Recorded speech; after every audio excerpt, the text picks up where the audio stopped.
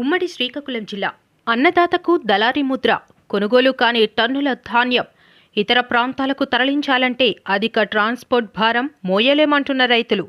ప్రభుత్వం తక్షణమే స్పందించి మమ్మల్ని ఆదుకోవాలని కోరుతున్న రైతులు. మన్యం జిల్లా పాలకొండ మండలం లోవిడి లక్ష్మీపురం గ్రామంలో ఆంధ్రప్రదేశ్ రైతు సంఘం ఆధ్వర్యంలో గ్రామ రైతులు తమ పొలాల్లో నిరసన దీక్ష చేపట్టారు. పాలకొండలోని రైస్ మిల్లర్లు తమ వద్ద ధాన్యాన్ని కొనుగోలు చేయకపోవడంతో ఇతర మండలాలకు ధాన్యాన్ని తరలించే ట్రాన్స్పోర్ట్ భారం తమ మీదే పడుతుందని రైతులు ఆరోపిస్తున్నారు. గ్రామంలో సుమారు 500 టన్నుల ధాన్యం గ్రామంలో అమ్మకానికి సిద్ధంగా ఉందని, సంక్రాంతి పండుగ ముగిసినా కనీసం పండిన పంటను అమ్ముకోలేని స్థితిలో ఉన్నామని రైతులు ఆవేదన వ్యక్తం చేశారు. రైతులను, వారి తరపున ప్రశ్నించే వ్యక్తులను దళారులుగా రైస్ మిల్లర్లు సృష్టించడం జరుగుతుందని ఆంధ్రప్రదేశ్ రైతు సంఘం మన్యం కార్యదర్శి బుడితి అప్పలనాయుడు ఆరోపించారు. ప్రభుత్వం తక్షణమే స్పందించి రైతులకు న్యాయం చేయాలని, లేని పక్షంలో రైతులతో కలిసి ఉద్యమం చేపట్టేందుకు సిద్ధంగా ఉన్నామని ఆంధ్రప్రదేశ్ రైతు సంఘం సభ్యులు తెలిపారు. నా పేరు బుడితి అప్పలనాయుడు, పార్వతీపురం మన్యం జిల్లా ఆంధ్రప్రదేశ్ రైతు సంఘం పార్వతీపురం మన్యం జిల్లా కార్యదర్శిని. ఈరోజు జనవరి 21 పండగకు ముందే ఇక్కడ ధాన్యాన్ని రైతులు సుమారు మన వాళ్ళు చెప్తున్నారు 4 నుంచి 5,000 బస్తా కొట్టామని. అంటే సుమారు 400 నుంచి 500 టన్నులు ధాన్యం పండగ ముందు తమ పండగ అవసరాలు గడుపుకోవడం కోసం మరి ధాన్యం ఆడించేశారు. మిల్లర్స్కి తరలిద్దాం అనుకుంటే స్థానిక పాలకొండ మిల్లర్స్కి టార్గెట్స్ లేదు, బీజేలు అయితే ఉన్నాయి కానీ టార్గెట్స్ లేవని చెప్తున్నారు. దాంతో ఇతర మండలాలకి వీళ్ళు ధాన్యాన్ని తరలించాల్సి వస్తే మరి ట్రాన్స్పోర్ట్ అనేది అదనంగా ప్రైవేట్ వాహనాల ద్వారా అడుగుతున్నారు. దీనివల్ల అధిక భారం అనేది రైతుకు అవుతుంది. ఇదే సమయాన్ని ఆధారం చేసుకుని మిల్లర్స్ కూడాను వాళ్ళు మాత్రం బ్రోకర్ల చేత లేదా మిడిల్ మ్యాన్ చేత మొత్తం ధాన్యం సేకరణ చేయొచ్చు. ఏదైనా రైతు సమస్య మీద రైతు పక్షాన్ని నిలబడి మాట్లాడుతున్న వాళ్ళని బ్రోకర్లని పెట్టి చెప్పి అధికారులని తప్పుదారు పట్టిస్తున్నారు. దీన్ని ఆంధ్రప్రదేశ్ రైతు సంఘం తరఫున మేము ఖండిస్తున్నాం. నిన్నను పాలకొండలో గ్రీవెన్సీల సందర్భంగా కలెక్టర్ గారు మాట్లాడుతున్నప్పుడు మరి సీతంపేటలో చినబగ్గ రైస్ మిల్లుకి ధాన్యం తోలారు. ఆ రైతులకు సంబంధించిన విషయం మీద సార్ దృష్టిలో ఆ గ్రామ రైతులు చెప్పారు. చెబితే ఆ రైతునేమో ఎవరైతే గట్టిగా అడుగుతాడో లావెట్ సూర్యనారాయణ, ఆ రైతు సామాజిక కార్యకర్తగా ఏమి ఆశించకుండా పనిచేస్తాడు. ఆల్రెడీ 8 ఎకరాలు 10 ఎకరాలు ఆయన సాగు చేస్తున్నాడు. ఇప్పుడు మగదిక్కులేని ఆడవాళ్ళు ధాన్యాలు ఉంటాయి, అలాగనే మగవాళ్ళు కూడా కదిలి వెళ్ళలేని పరిస్థితి, నిరక్షరాస్యులు అయి ఉన్నారు. అటువంటి వాళ్ళతో ధాన్యం తీసుకెళ్ళి ఇది న్యాయబద్ధంగా మేము ఈ రకంగా రైతు సంఘం తరఫున మేము చేసాం కనుక అంతకుమించి మేము ఇవ్వమంటే ఆయనేమో బ్రోకర్గా చిత్రీకరించి అధికారులకు నిన్న సీతంపేట అధికారులు చెప్తున్నారు కలెక్టర్ గారికి. ఇది సమంజసం కాదు. అలాగనే అనేక సందర్భాలు జేసీ గారి దృష్టిలో కూడా పెట్టాం. బ్రోకర్ల ద్వారానే వాళ్ళు సేకరిస్తున్నారు. ఛాలెంజ్ చేస్తున్నాం.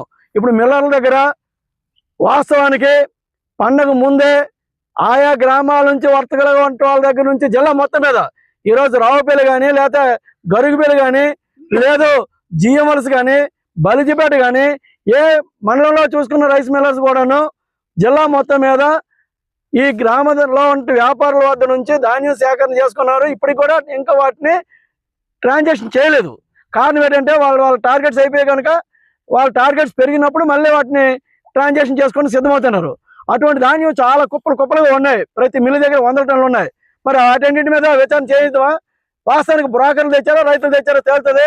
అది మానేసి మిల్లర్లు ఏం చెప్తే దాన్ని ఇక్కడ స్థానిక గౌరవ కలెక్టర్ గారు కానీ, సబ్ కలెక్టర్ గారు కానీ, జేసీ గారు కానీ అదే మాట్లాడడం.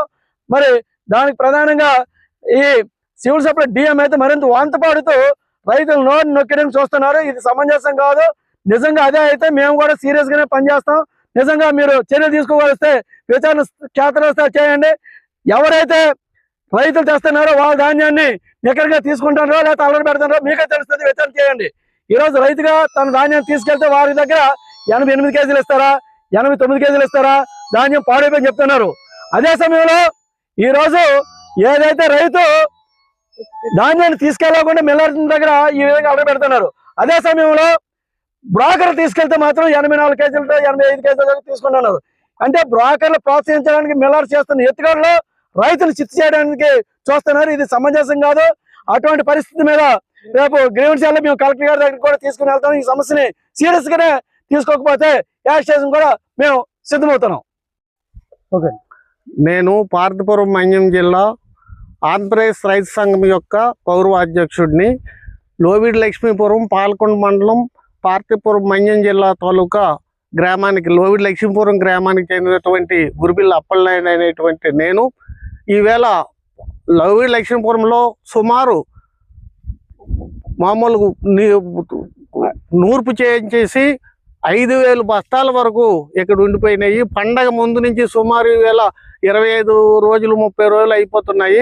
ధాన్యాలు ఏమో కళ్ళాల్లో ఉండిపోయి ఎండిపోతున్నాయి.